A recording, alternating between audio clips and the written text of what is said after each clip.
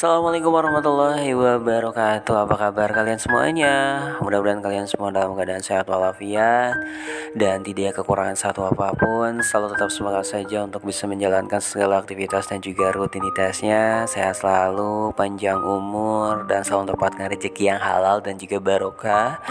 Selalu menjaga kesehatannya dan jangan lupa untuk protokol kesehatannya selalu dilaksanakan ya. Baik, karena saya lama banget di bidang broadcasting atau radio dan suka dan dukanya banyak banget, pengalaman-pengalaman juga banyak banget yang sudah saya dapatkan. Alhamdulillah banyak produk-produk yang masuk. Juga saya pernah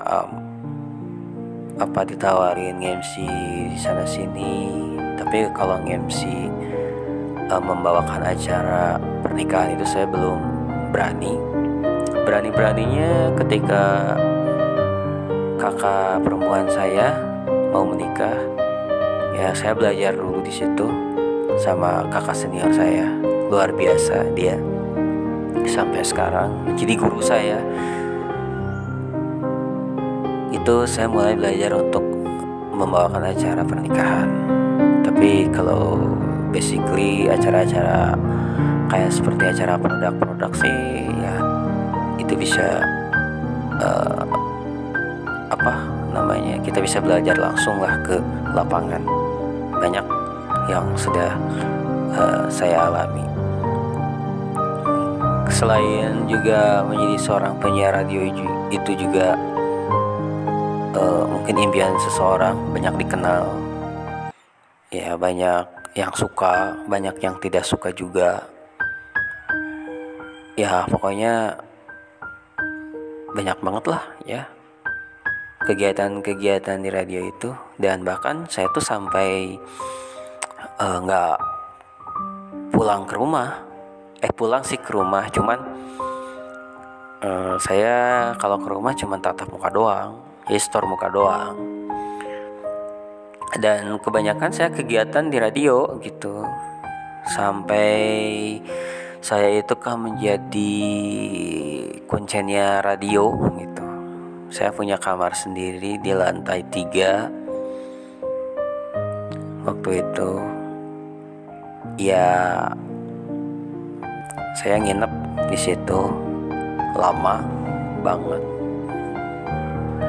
Ya, pertama kali saya siaran sendiri itu kan dangdut. Terus saya beralih mencoba ditempatkan di pop. Terus juga ditempatkan pernah di Sunda, acara-acara Sunda gitu, acara Sunda. Terus saya mencoba lagi ditempatkan di acara band-band indie Cianjur. Terus saya juga pernah di Jaipongan, acara Jaipong, acara wayang juga pernah. Ya alhamdulillah saya jadi banyak pengalaman sih bagaimana cara membawakan salah satu sebuah acara. Di situ saya belajar dulu sebelum saya mengudara gitu. Karena kalau sistem radio itu kan dibayarnya itu per jam gitu. Dalam satu minggu itu kan ada, misalnya sehari itu saya pegang 2 jam, 2 kali 1 minggu berapa gitu. Cuman kalau hari Minggu itu ada acara khusus, ada acara kayak karaoke gitu, ragam suara karaoke kalau di saya itu selama 4 jam full. Jadi mengundang fans radio untuk datang untuk bernyanyi bersama di lantai 1. Karena lantai 1 kan luas gitu, bisa joget, bisa apa. Karena kita pakai sound system, kita pakai komputer, kita pakai layar TV yang besar gitu kan. Jadi kayak karaoke di tempat-tempat karaoke yang udah terkenal lah kayak gitu. Cuman kita suaranya diudarakan. Nah di situ kita sambil belajar MC juga, karena di situ kan kita nggak boleh diam MC-nya, jadi harus kesana kemari. Kita harus pegang around dan acara, kita harus pegang si nama-nama yang mau bernyanyi gitu. ya banyak lah ya pengalaman-pengalamannya. Dan kita selalu ada liburan ya, liburan. Pernah satu waktu saya liburan bareng kru di situ. Saya liburan ke daerah Ranca Buaya. Kita berangkat jam 10 malam, nyampe sana tuh sekitar jam berapa ya? Oh, sampai kita kan lewat itu ya, lewat Cianjur Selatan. Jam 3 itu sudah nyampe Sindang Barang. Di situ kita transit dulu di salah satu radio selatan, yaitu termasuk saudaranya radio yang ada di Cianjur, radio yang saya kerja itu juga temannya, saudaranya, bahkan keluarganya. Saya nginep di radio itu, radio Cianjur Selatan itu, radio Sindang Barang itu, di Sindang Barang tempatnya. Kita nginep di situ, tidur di situ. Jam subuh kita bangun, terus juga makan, berangkat lagi jam 6:30 menuju Ranca Buaya. Di situ berangkat, nyampe ke Ranca Buaya itu sekitar jam 9, jam 10 ke Laut Ranca Buaya. Ya, pokoknya di situ main lah ya. Pengalaman yang pertama kali saya alami ke daerah Ranca Buaya itu kan lewat Cianjur Selatan. Itu pertama kali saya mabuk di mobil. Sumpah, saya mabuk di mobil. Itu pertama kalinya. Sepanjang sejarah saya dari kecil sampai dewasa gak pernah tuh perjalanan jauh saya mabuk. Mau ke Jawa, mau ke mana gitu kan, ke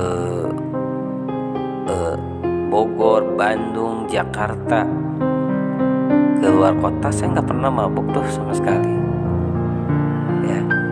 Tapi yang jelas ya itu jadi pengalaman saya. Pokoknya di situ banyak suka dan duka, dan ya pokoknya banyak main lah ya. Kalau di tempat saya kerja radio itu, selain bekerja sambil main juga, banyak fans-fans yang datang, banyak fans-fans yang memberikan makanan. Kita berteman dengan fans juga.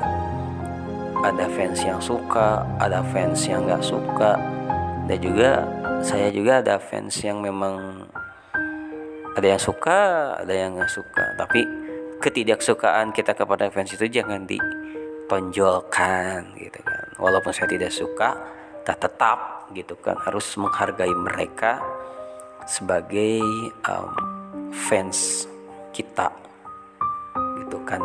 Jadi harus lah ya. Dan di situ juga saya pernah mengalami hal-hal yang hal-hal yang tidak mengenakan kalau nggak salah sih. Saya juga hampir terjerumus ke lubang hitam karena godaannya besar banget sih di dunia entertain radio itu. Godaannya banyak banget.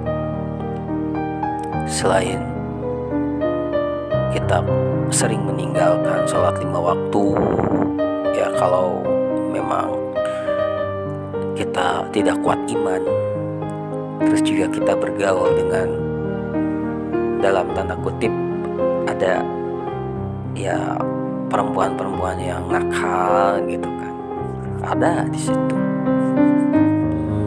Terus juga ada laki-laki nakal. Apa sih laki-laki nakal? Ya maksudnya laki-laki belok gitu, dalam tanda kutip, jeruk makan jeruk. Ada yang ya pokoknya macam-macam profesi dan juga bidang sih di dunia seperti itu. Dan ini pertama kalinya pengalaman saya masih polos. Saya mau cerita aja ya, ini gak pernah cerita ke yang lain. Itu pengalaman saya di radio itu pernah diteror, juga pernah dihubungi sama salah satu laki-laki. Nggak tahu dapat nomor saya itu dari siapa gitu kan. ya pernah diteror beginilah, kamu jangan deketin anu, padahal saya nggak deketin siapa-siapa gitu ya. Dan saya juga hampir ada yang suka sama saya, laki-laki.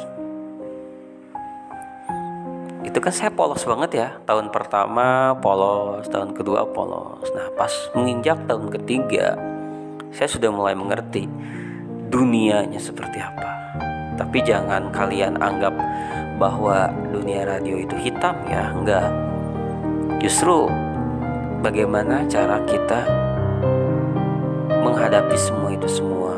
Makanya harus kuat iman juga gitu. Di tahun ketiga saya bekerja di situ, ini yang pernah saya alami. Waktu itu saya pernah diajak ke salah satu daerah Cipanas. Saya cuma mengantar aja sih sebetulnya. Saya cuma mengantar ya sama teman saya, rekan kerja saya. Saya pernah diantar ke situ, ke daerah Cipanas. Dan di perjalanan saya nggak ada kecurigaan apa-apa sih. Pas di perjalanan saya berhenti. Saya kan dibonceng nih sama teman saya.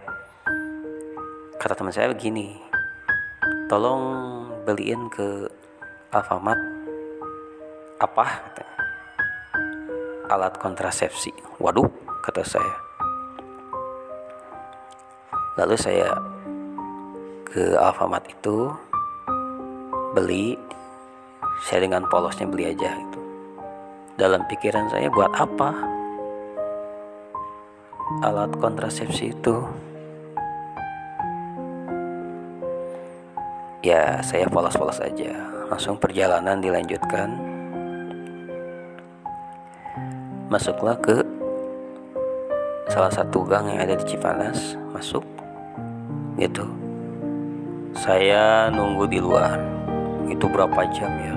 2 jam, nggak tahu 1 jam. Nggak tahu pada ngapain, saya juga nggak ngerti. Saya juga. Dan waktu itu udahlah, nggak ada apa-apa. Pulang lagi ke Cianjur. Yang ke berapa hari kemudian, teman saya itu pengen diantar lagi ke Cipanas, ke salah satu hotel.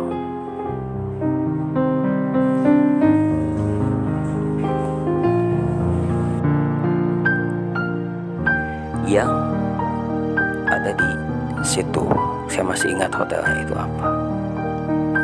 Tiba-tiba teman saya itu menemui seorang laki-laki masuk ke dalam. Udah gak ada apa-apa sih, cuman bawa baju dan barang aja, dan juga buah kalau nggak salah, buah jamu kalau nggak salah waktu itu ya. Waktu itu saya juga melihat cowoknya ngelirik ke saya, ada yang aneh gitu kan. Udahlah nggak apa-apa, pulang lagi ke Cianjur. Dan beberapa hari kemudian itu ada yang menghubungi saya, nge-SMS saya, begini. Ya udahlah, saya anggap ini fans mungkin ya gitu. Saya nggak curiga apa-apa sih. Dan dia baik banget. Dia waktu siaran dia ngasih kopi 1 renteng, ngasih makanan, terus juga ngasih baju, kaos gitu kan. Itu dari saya gitu. Dan ketika saya mau diajak makan di luar, saya memang selalu nolak sih, nggak mau. Saya selalu nolak, apalagi yang ngajaknya cowok gitu. Saya selalu nolak, karena situ ada kecurigaan gitu kan. Nah waktu kesini ternyata bahwa orang ini adalah belok gitu ya. Dan ternyata penyuka sesama jenis. Di situ shock banget dong ya. Makanya waktu itu saya selalu berhati-hati kalau ada SMS masuk, kalau ada telepon masuk. Ya kita harus bisa memilah dan juga memilih bagaimana cara kita menghadapi seseorang gitu kan di dunia seperti itu. Jadi kita nggak boleh saling menyakiti ke siapapun. Yang penting kita bagaimana cara menghadapi situasi seperti itu. Itu sih pengalaman yang pernah saya alami waktu masih bekerja di radio. Terus kenapa kamu keluar dari radio itu? Ya memang saya ingin punya pengalaman di bidang lain gitu kan. Jadi saya mengundurkan diri dari radio tersebut gitu ya. Mungkin gitu aja sih pengalaman yang sudah pernah saya alami. Ya nantilah saya harus diingat-ingat dulu ya pengalaman yang sudah pernah saya alami di bidang atau di pekerjaan saya yang dulu hampir 6 tahun gitu ya. Ya saya share lagi deh sama kalian ya. Mudah-mudahan ada manfaatnya. Jangan lupa support channel saya ini, like, subscribe, komen dan juga share ya. Terima kasih. Sehat selalu. Wassalamualaikum warahmatullahi wabarakatuh.